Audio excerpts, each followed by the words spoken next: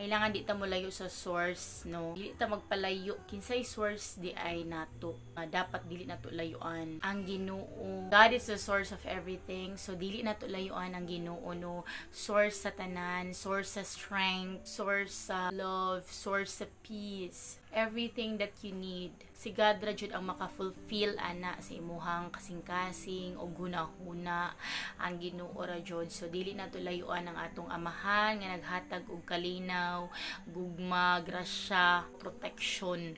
Dili nato layuan ang atong amahan kay milagroso siya, mahimo niya ang tanan para sa iyang mga anak. So dili ta mo layo. Usahay ang makapalayo sa mga tao sa Ginoo ang problema. 'Di ba? Makapalayo ang problema kay tungod, for example karon okay ilang life, okay ilang kinabuhi, walay problema, so nidot-dot sila maayo sa Ginoo.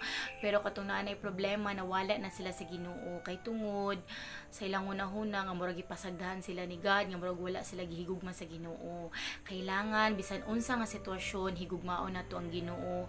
Bisan unsa nga sitwasyon dili nato biyaan ang Ginoo. Kailangan higugmaon nato ang Ginoo sa tanang sitwasyon. Dili pwede nga mahigugma lang ka kay God nga nindot imong kinabuhi. Kailangan bisan unsa nga sitwasyon ang imong agian, kamong duha gyud ang magkauban sa Ginoo.